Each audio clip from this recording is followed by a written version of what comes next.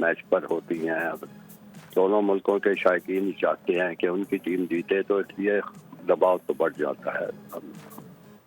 पाक की टीम जो है उसका अगरचे रिकॉर्ड बहुत अच्छा है। अगर आप देखें तो पिछले मेरा ख्याल है 14-15 जो T20 इन्होंने आपस में खेले हैं, उनमें से 12 जीते हैं इंडिया ने और 2-3 पाकिस्तान में सिर्फ जीते हैं। एक मैच वालपंटा ही हुआ था।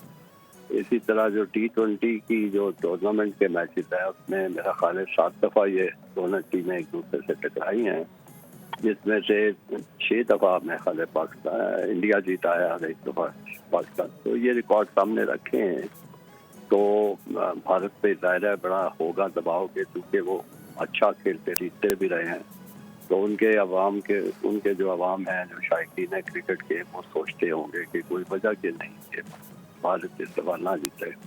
तो उसके मुकाबले में पाकिस्तान को देखें तो पाकिस्तान जो है वो एक बड़ी, जैसे कहते हैं कि अनप्रिडिक्टेबल टीम कहा जाता है हमेशा इसको, कि कुछ पता नहीं होता कि क्या से क्या कर गुजरे, क्या कार्रवाई करे, कैसी बैटिंग करें, कैसी बॉलिंग करें। तो ये जो इस तरह की टीम होती है उसका वैसे ही दबाव हो जाता है कि हम जिस तरह हमने कागज पे इसको देखा और इसको जिस तरह इसकी दर्जा बंदी की, जिस तरह इसकी कुव्वत का और कमजोरी का हमने जो ज़हन में नक्शा बनाया है, हो सकता है इसके बिल्कुल बरक्स करते। तो ये चीज़ तो होती है हमेशा। अभी आप बता रहे थे कि वो जो बारिश का खतरा है वो तो शायद छट चुका है और ख्याल किया जा रहा है कि मैच हो जाएगा, तो पहला दबाव तो इस तरह ख़त्म हो जाता है। उसके बाद रह गई मैच की बात। आम जो रिपोर्टें मैंने पढ़ी हैं जो मीडिया में और मुख्तलिफ हवालों से, उससे बज़ाहिर लगता है कि कुछ ना कुछ जो स्पिन जो बॉलिंग है उसको मदद मिलेगी, और इसीलिए पाकिस्तान ने अपनी बहुत उम्मीदें टीम ने और उसके कप्तान ने अपनी उम्मीदें जो है वो उस्मान तारिक नामी जो स्पिनर है उस पर लगाई हुई हैं, जिसका जो एक्शन है वो भी बड़ा अनोखा किस्म का है, उसकी अपनी पसंद। तो ख्याल ये किया जाता है कि वो अगर विकेट की तरफ से भी मदद मिली तो वो बड़े कामयाब साबित होने चाहिए। उसके अलावा और भी हमारे पास स्पिनर मौजूद हैं, और बैटिंग में भी हमारी वो साइमा अयूब और इस तरह खिलाड़ियों पे उम्मीदें हैं। जब इंडिया देंगे तो वो अपनी ज़्यादा लेके बड़ी उम्मीदें अपनी बढ़ा देती हैं, खासतौर पर जो शर्मा है उनके बाएं हाथ से खेलने वाले इफ्तिताई बल्लेबाज, वो पिछला मैच तो नहीं खेल सके थे, तो मैदे की खराबी या वजह, लेकिन अब बताया जा रहा है कि वो बिल्कुल फिट है और खेलने के लिए तैयार है। तो दोनों टीमों के पास अच्छे खिलाड़ी हैं, अच्छे बॉलर हैं, अच्छे स्पिनर हैं। साहब का रिकॉर्ड आपको मैंने बता दिया है। तो ये जो बात की जा करते हैं हम हमेशा कि अल्लाह ने चाहा तो हम जीतेंगे, ज़ाहिर है अल्लाह चाहेगा ही तो हम जीतेंगे, उसके बगैर कैसे जीत सकते हैं।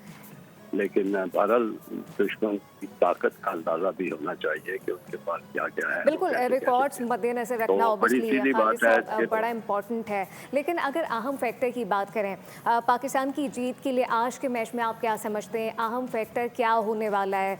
बैटिंग हो सकती है, बॉलिंग हो सकती है, या फिर फील्डिंग, आप क्या समझ रहे हैं? देखिए, अहम फैक्टर तो हमेशा यही होता है कि जो टीम ज्यादा स्कोर करेगी वो जीतेगी। बैटिंग तो बड़ी जरूरी है, और खासतौर पे जब ये विकेट स्पिन ले रही है तो उसमें तो बैट्समैनों की जिम्मेदारी बहुत बढ़ जाती है। तो उनको ऐसे हमारे बैट्समैनों पे हमें तवज्जो लगानी पड़ेगी जो कि स्पिनर को अच्छा खेल सकेंगे और अच्छा स्कोर बना सकेंगे। अगर एक टीम जो है वो पहले बारी लेती है और बोर्ड पे अच्छा स्कोर नहीं लगा सकती, तो वो तो बिल्कुल ही सवाइश के वो आसमान की तरफ देखे और तो उसके पास कुछ रह ही नहीं जाता।